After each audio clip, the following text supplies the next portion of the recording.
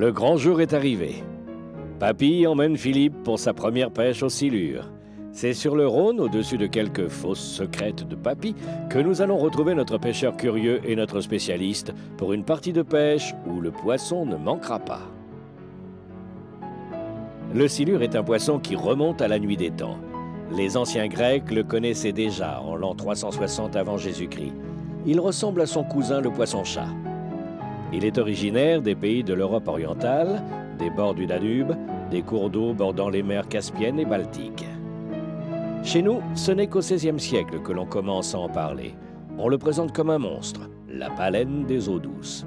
Selon la légende, il dévorerait les enfants et les jeunes filles.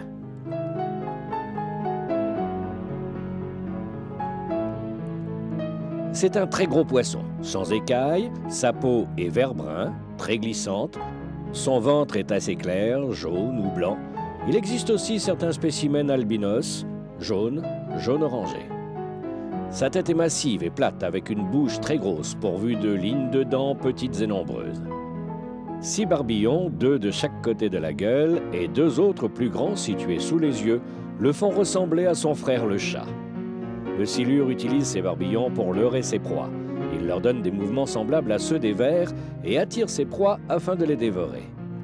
Son système auditif est très performant. L'animal est capable de sentir une écrevisse à 10 mètres. Les nageoires, au nombre de 4, une en dessous derrière le ventre, une sur le dessus, munies d'un aiguillon, et une de chaque côté, également munies d'un dard. Ces nageoires lui servent aussi à capturer ses proies. Il crée un tourbillon à l'aide de celle-ci, cela a pour but de désorienter sa victime, qu'il n'aura plus qu'à aspirer avec son énorme gueule qui peut avaler en une seule fois 10 à 30 litres d'eau. Ouais, tu vois, c'était un... Ça, logiquement, toi, c'est en voyant tout taper, là, il y a quand même un joli poste. Voir où on est placé, là.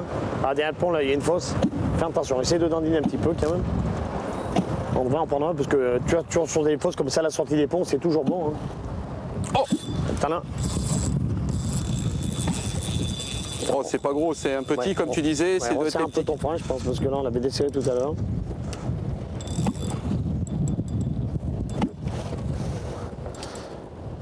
Ah, il est pas bien gros. Non, il est pas bien gros, non. Ça, c'est quand même une jolie prise. Ouais.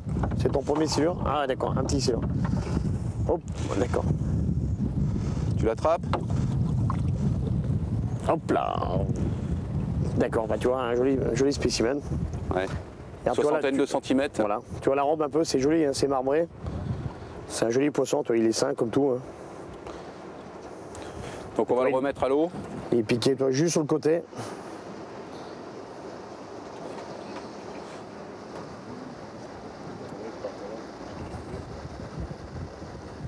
Voilà, on est bien porté. Il est bien piqué quand même, ouais. Monsieur est un fin ferreur. Ah, merci papy. Voilà. Alors on va le remettre à l'eau. Superbe. On va le laisser grossir. Ah, celui-là, oui. C'est un poisson qui a 2 ans, qui doit avoir 2 ans. Et la reproduction, puisque tout à l'heure on parlait des silures. C'est pas joli à voir partir. Super. Magnifique. C'est un poisson qui s'est déjà reproduit? C'est un poisson qui ne s'est pas reproduit, ça. L'année prochaine, à peu près sur la 3e année. Oui, sur la 3e, 4e année même. Disons que ça dépend tout de la température de l'eau, comme je t'expliquais. Hein. Bon, bah papy, on avait dit qu'on prendrait un gros. On va chercher la taille au-dessus, le papa ou la maman. Il faut qu'on insiste. Hein? Allez, c'est parti. Voilà. Merci. Ouais, c'est bon. Ouais. On voit où il y a du poisson.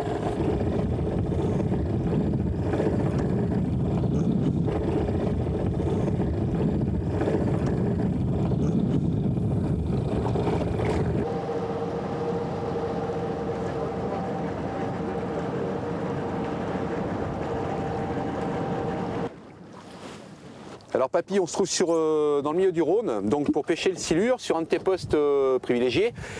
Est-ce que tu peux nous parler de ce poisson? Bien sûr, sans aucun problème.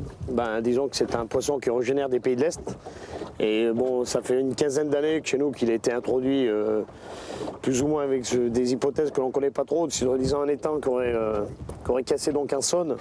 Et donc de la Saône, il s'est déversé sur le Rhône. Mais enfin, disons que depuis qu'on fait le canal Rhin-Rhône, il y a beaucoup de silures quand même qui sont venus chez nous comme ça c'est sûr. Et puis bon, ben, différents apports de pêcheurs, parce qu'il y a quand même des pêcheurs qui les ont lâchés, ces poissons. Et puis aujourd'hui, on va essayer de faire une jolie pêche. Et donc là, on pêche au clonk. Alors le clonk, c'est comme tu vois, c'est un morceau de bois avec une petite forme de piston, genre qui est tubulaire. On tape dans l'eau et donc on fait une bulle d'air dans l'eau. Voilà. Qui est plus ou moins forte. C'est pas ça qui fait du bruit, c'est la bulle d'air qui est dans l'eau qui fait ce bruit-là. Alors donc on a différents clonks. Alors, je vais te laisser la ligne. Oui. Fais attention, des fois. Ouais. T'inquiète pas, je suis vigilant. Voilà. Donc 3 sortes de clonks. Alors pourquoi 3 sortes de clonks? Ça c'est fait pour pêcher où il y a plus ou moins du fond. Donc ça fait un petit bruit aigu. Et plus il y a du fond, plus on utilise un gros clonk. Tout simplement pour percer la couche d'eau pour que ça fasse le plus de bruit. Hein. Alors je vais te faire une démonstration. Alors donc là, tu vois. Voilà. Et là avec un plus gros clonk.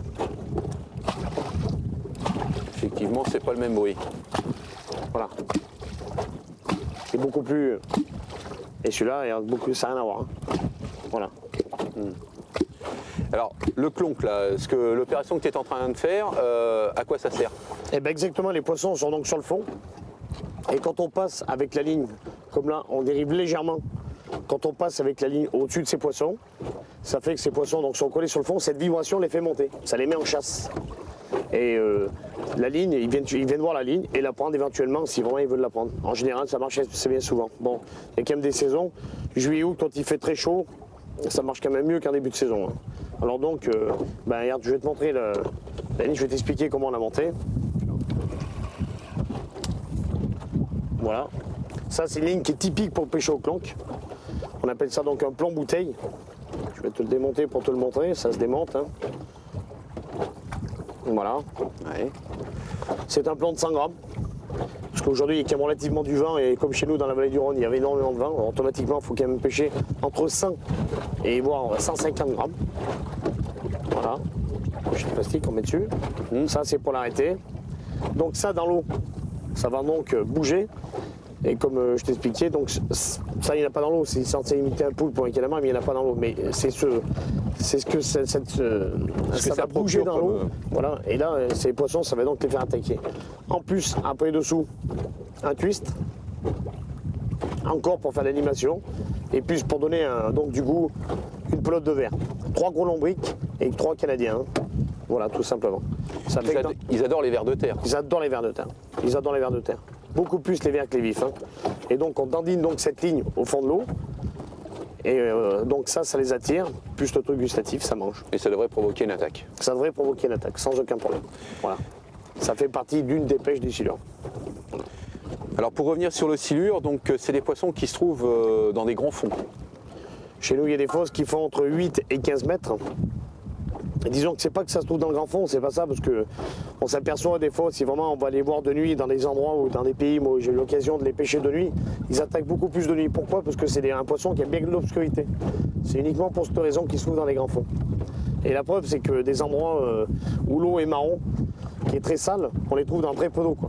À l'inverse, quoi. Mais dès que l'eau est claire, comme ici l'eau n'est pas spécialement claire, mais enfin beaucoup plus claire que d'autres rivières, ça fait que les poissons se trouvent dans les fosses qui font entre 10 et 14 mètres. C'est pour ça qu'on les localise dans des fosses. C'est pour ça, en étant un natif d'ici, je sais exactement les fosses où elles sont et les rechercher sur un rayon de 10 km. Je sais à tel endroit, il y en a quand même sur toute la longueur, mais une grosse concentration se fait quand même autour des fosses. Bon, étant donné que maintenant il y a quand même pas mal de gens qui sont mis au silure, ça fait que sur les fosses qui sont trop pêchées, il faut quand même les chercher à l'extérieur des fosses. Ils sont trop dérangés, alors donc ça fait qu'on voit quand même à l'extérieur. Hein. Voilà. Alors une autre question par rapport à ce poisson, moi je pêche donc dans la rivière qui s'appelle la Seine, Oui. donc du côté de la Seine-et-Marne, et on a depuis quelques temps des silures qui sont arrivées chez nous, donc qui provoquent beaucoup de cannes apparemment, mais on a dans le même temps moins de prise de cendre et de brochet. Est-ce qu'il y a une relation? Est-ce que toi tu l'as constaté aussi sur le Rhône? Bien sûr. Est-ce qu'aujourd'hui il y a une relation par rapport à l'arrivée des silures? Comment tu l'expliques? Ben moi je l'explique parce que le problème c'est que le cendre, pas le brochet, mais le cendre surtout, le brochet je peux pas trop l'expliquer. Il y a un autre truc, on va pas d'abord parler du cendre. Le cendre se trouve sur le même secteur que les silures. Et le problème du cendre c'est que le silure est un poisson plus gros et qui se nourrit à peu près comme le cendre. Ça veut dire que c'est autant capable de manger des moules, des écrevisses, des vers de terre et du poisson. Ça fait qu'ils ont la même nourriture, ils se chassent. Étant donné que le cendre étant plus petit, c'est normal que donc le cendre cendrier de poisson. Alors automatiquement, chez nous, on s'est aperçu que sur des endroits où on ne prenait jamais du centre, sur des petites fosses, sur des fonds de 4-5 mètres, maintenant on s'est mis à prendre du centre. Ils ont changé d'habitat, et c'est sûr. Bon, comme je dis toujours, ça n'empêche pas que si un jour un centre passe devant un silure, s'il est malade ou n'importe quoi, il se fera manger. Si un silure se met en chasse, et autrement, un cendre, s'il voit passer un petit silure, il le mangera aussi. Hein. Ça, c'est quasiment pareil. C'est la loi de la jungle, ce sont des carnassiers tous les deux. On a un autre petit problème, c'est qu'en même temps que les silures qui sont arrivés, ça s'appelle des cormorans, c'est des oiseaux, et qui font énormément de mal. Et ça, bon, on n'en parle pas assez souvent, mais bon, moi, étant donné que j'ai toujours pêché ici depuis une trentaine d'années, je n'ai jamais vu autant de cormorans que maintenant. Alors, automatiquement, c'est vrai que ça crée un déséquilibre, et bon, il faut s'attendre dans les années à venir. Malheureusement, on est là pour assister à ça, on ne peut rien faire. Hein. C'est une catastrophe, ça c'est certain. Maintenant, le biotope va changer totalement. Une petite parenthèse, on avait des rivières où il y avait des ombres, ça n'a rien à voir avec le silure, mais il n'y a plus une seule ombre dedans. Dans l'espace de 5-6 ans, des rivières qui sont protégées des cormorans, elles sont toujours là, des rivières qui sont pas protégées, il n'y a plus, donc l'espèce va disparaître totalement. Là on court vers une catastrophe, c'est une catastrophe écologique. La pollution, est-ce que ce poisson est sensible aux pollutions? C'est un poisson qui est sensible à la pollution. Ouais. Des années où certaines pollutions ont été créées sur le Rhône, où il y a eu quand même des grosses pollutions, entre 30 et 40 tonnes de poissons pollués sur des rayons de 50 km, on a eu une baisse de silures. Ça, c'était de silures et d'autres espèces, tanches, carpes, gardons, brochets, ça c'est sûr. Hein. Et pour revenir à ta question que tu m'avais posée tout à l'heure, le brochet aussi, le problème du Rhône, c'est que vu que le brochet, quand il faille au mois de janvier, février, ils avaient toujours tendance à monter un petit peu le Rhône, et dès que le poisson faille maintenant, il s'amuse à baisser le Rhône. Et tu sais très bien que le brochet, quand il faille, il faut très peu d'eau, des berges qui sont inondées pour qu'ils déposent leurs œufs. Et là, à l'inverse de déposer leurs œufs, il n'y a plus d'eau. Comme ça, au moins. Donc il n'y a pas possibilité. Ça aussi, la pollution plus ça. Mais c'est des choses qu'on peut remédier si vraiment on met tous un petit peu la main à la pâte et qu'on fasse un petit peu attention. Mais il ne faut pas le faire quand ça sera trop tard. Il faut le faire assez rapidement parce qu'il y a quand même beaucoup de mal qui est fait. Donc, est-ce qu'il y a des dialogues qui sont faits à ce niveau-là avec les fédérations ou les différents organismes pour protéger l'environnement? Bien sûr, bien sûr. Ben, disons, on est trop peu à l'heure d'aujourd'hui à le faire, parce qu'il faut quand même pas oublier que si l'eau n'est pas potable, si les poissons ne peuvent pas vivre dedans, nous, dans 10, 20 ans ou 30 ans, on va voir plus tard, les enfants ou n'importe quoi vont en pâtir, et donc on n'aura plus d'eau, pas de poissons, catastrophe. Ça c'est une catastrophe. Plus d'eau. Pas d'eau potable, pas de poisson, pas de vie humaine, pas de vie possible. L'eau, c'est la vie. Il faut bien se dire une chose, c'est qu'il faut vite prendre conscience et arrêter cette catastrophe. Ça, c'est plus qu'une certitude. Alors une autre question, on a vu tout à l'heure en remontant le Rhône qu'il y avait beaucoup de péniches qui passaient. Est-ce que ces poissons sont gênés par justement les passages de péniches ou d'autres bateaux? Ah ben toi, je vais t'expliquer quelque chose qui est quand même assez spécial, et crois-moi, mon expérience, je l'ai vu à plusieurs reprises. Des péniches qui passent toute l'année, 365 jours sur 365. Il y a en général entre 8 et 10 péniches par jour. Les silures, bien souvent, derrière une péniche, il n'y a aucun problème. Personnellement, moi, avec mon bateau et voire plusieurs bateaux que j'utilise, un petit moteur qui a un bruit qui est différent, qu'ils ne connaissent pas, ils ont peur. Ça, c'est... Autant on peut clonquer dans l'eau et faire un bruit, comme je te le refais, avec un clonk, quoi. Mais les jours où on fait tomber un clonk au fond du bateau, c'est une catastrophe. Il a peur, donc, et là, un coup est cassé pour 3-4 heures. Il faut vite le laisser reposer, parce qu'on prendra plus un poisson dessus. Alors donc, il faut changer de poste et pêcher beaucoup plus. Donc il s'adapte facilement, j'irai au bruit courant, ceux qui ont l'habitude de voir passer sur la rivière. Trop facilement aussi.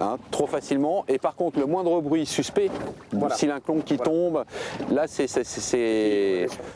fini, quoi. Le coup est terminé, quoi. Et comme beaucoup de poissons, maintenant il est vraiment assimilé, donc il y a ces bruits, ça veut dire que le clonk, on s'est aperçu qu'il y a des endroits à force de clonquer, parce que nous les poissons, donc on ne les tue pas, on les remet à l'eau, on fait du no-kill. Ce qu'on appelle le no-kill, c'est ne pas tuer et remettre le poisson à l'eau. Et donc on s'est aperçu à force de les prendre, de les remettre à l'eau, il fallait changer de technique. Mettre des banines plus courts, mettre des octopus, des plombs plus légers, pêcher avec des montages différents. Bon, toujours ça c'est le modèle de base, et surtout le clonk, changer le bruit. Parce qu'il s'est habitué à ce bruit-là, et pour lui c'était synonyme de peur, et quand il entendait ça, on n'en touchait plus. Et donc on s'est aperçu que c'est pour ça qu'on a aussi plusieurs clonks. Ça fait partie aussi de cette chose-là. Dis-moi papy, la journée s'avance, tu m'avais promis un gros poisson? On l'a toujours pas? Ouais, toujours pas, là on a fait un petit tout à l'heure, mais là il va falloir qu'on en fasse un joli. Donc, on est sur un poste légèrement plus grand, on devrait faire quelque chose. donc Là, on se remet à l'ouvrage. On va se remettre à l'ouvrage et on va essayer de faire quelque chose. Et ben on est parti. Je te promets pas, mais on va essayer.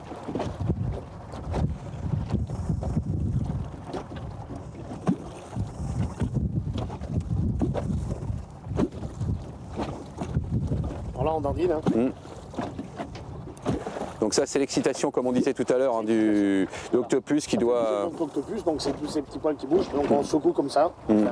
Faut faire attention, faut pas le prendre avec un doigt, moi j'ai l'habitude, mais faut surtout pas faire ça. Parce que c'est un coup à se couper un doigt. Oui, parce que ça doit avoir un démarrage phénoménal. La touche de départ, ça c'est... faut toujours faire attention. On peut soit le manier avec la canne, comme ça. Quand on les touche, Ouais. voilà.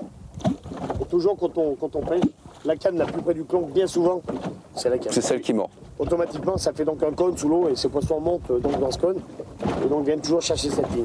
Bon, vif, les leurres, non, on ne le fait pas, hein, on lance, mais là au plomb, c'est toujours comme ça.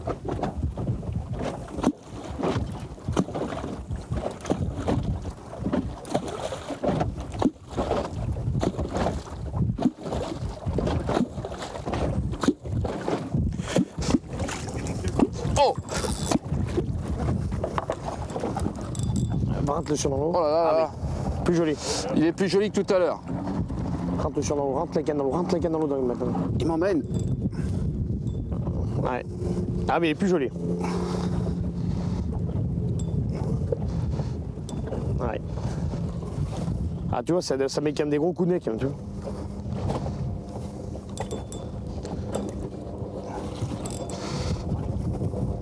Ça doit pas être vilain. D'après toi, ça fait quoi? Ah, 50, 60, hein. J'ai pas trop la notion. Ça monte là. Ah ben tiens le voilà. Ah ben. Ah ben regarde. Regarde-le. C'est un beau poisson ça. Ah oui. Hop là, je les regarde. Donc ça fait quoi? Oh bah tu vois, Oh, je me suis plus de trompé, 50, 60, il hein. doit faire un bon mètre. Il doit faire un bon mètre. Et pour un poids de... Ah, un poisson qui fait 5-6 kilos. Hein. Un joli poisson, bon, maintenant il est plus gros, mais c'est joli. C'est bon. C'est pas encore la très grosse pièce, mais on se contentera de ça. Hein. Je pense que C'est joli. pour une première partie, Ah, ça fait toujours plaisir de faire prendre un poisson à quelqu'un. Hein. magnifique.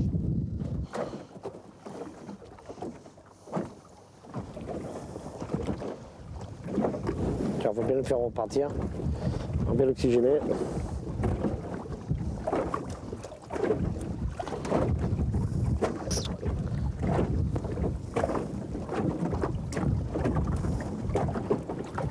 Et voilà. Petite bulle de l'au revoir. Ouais, il grossira pour l'année prochaine. Tiens. Ouais. Là, c'est des dons, c'est des vrais râpes. Hein. Bon.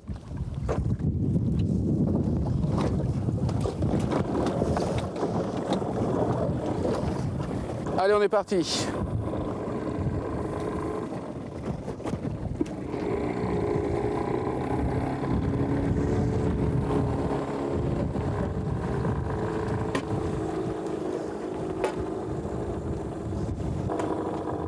Regarde. Oh, c'est peut-être sensiblement le même. Ouais. Oh, joli combat. Attends. Ah, tu vois, regarde la puissance que ça Ouais, a. il va sur le bateau, fais attention, fais attention. Il met des sacrés coups de tête. Hein. Ah, tu vois, faut pomper.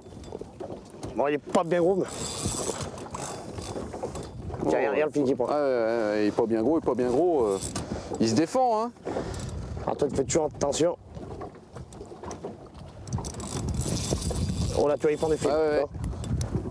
Il va sous le bateau, il n'y aura pas de problème avec le moteur là, non? Ah non, attends, mais non, mais il est encore... Il est profond, attends, tu vois. Ah, c'est quand même une puissance. Ah. Je crois qu'on a rarement dans les rivières des poissons aussi forts que le silure, hein, Ouais. mis à part la carpe éventuellement. Attends, tu vois. Mais Ah, c'est un beau poisson. Hein. C'est pas trop là. Hein. Ah, ça y monte. Tu dois le voir arriver, donc pas être bien loin. je commence à le voir arriver là. Attention au moteur. Regarde, Oh là hop, il est là reparti. là là. Alors, on va serrer un peu le frein, on va essayer de le pas câbler, il est fatigué là, hein. Commence Ouais, à monter. Taylor, il arrive. J'espère qu'on va pas le rater, ce serait dommage. Ah, Oh. Voilà, ça y est, je le vois. Oh, magnifique. Magnifique. Bah, Bon. écoute, j'ai l'impression que c'est le cousin germain de celui que j'ai pris tout à l'heure. Hein. Ah oui. Est-ce que tu veux l'attraper? Oh, je préfère te laisser. Je préfère te laisser. J'ai vu tout à l'heure comment tu t'étais abîmé les doigts. Honnêtement, Tu veux pas, non? je vais te tenir la canne à pêche si tu veux Allez, bien. allez, comme ça, à deux, ça sera plus facile.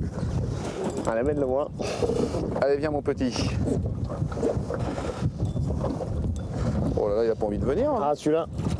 Oh là, Eh ben. il ouvre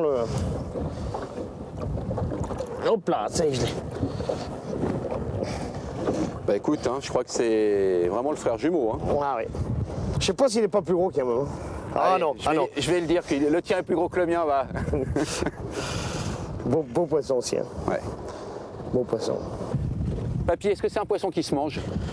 Oh, c'est pas que ça se mange pas, mais c'est pas un poisson qui est bien fameux. Tu sais, c'est sensiblement comme la carpe ou comme une grosse anguille. C'est une chaque qui est très grasse. Tu sais, il y a des poissons qui sont bien meilleurs que ça. Et puis c'est tellement joli à pêcher et t'as tellement une belle défense que ça serait même dommage de les tuer. Voilà. Donc on va le rejeter. On va le remettre à l'eau. Et hein. puis la prochaine fois, Oui. ils auront grossi quand Bien on sûr, reviendra. bien sûr. Allez, on va le remettre à l'eau.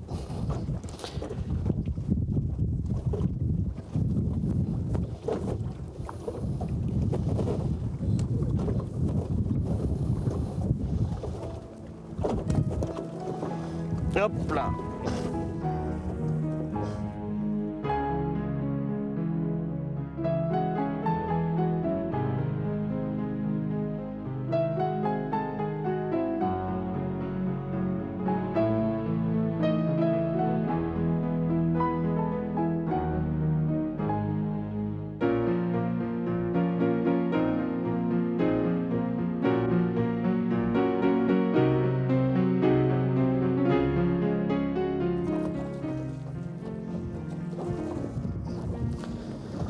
Bon, La journée n'est pas finie. la journée n'est pas finie.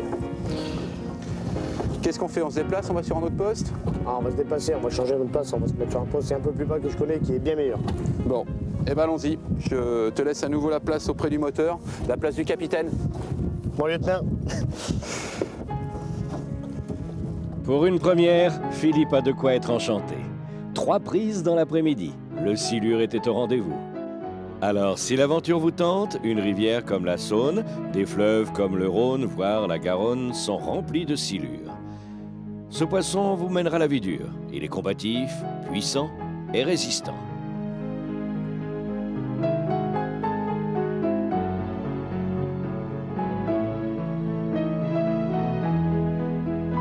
À la hauteur de Glun, dans l'Ardèche, au sud de Tournon, vous trouverez sûrement, si vous cherchez bien, les fosses secrètes de Papy. La journée se termine, les silures ont été relâchés et ils ont rejoint les profondeurs du Rhône.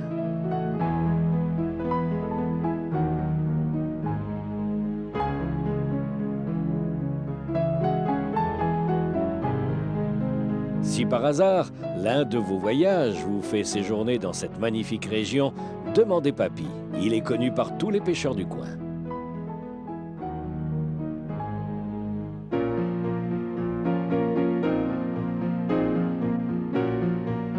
Notre capitaine, Jean-Paul, sieste terminée, a décidé de rejoindre comme prévu nos pêcheurs.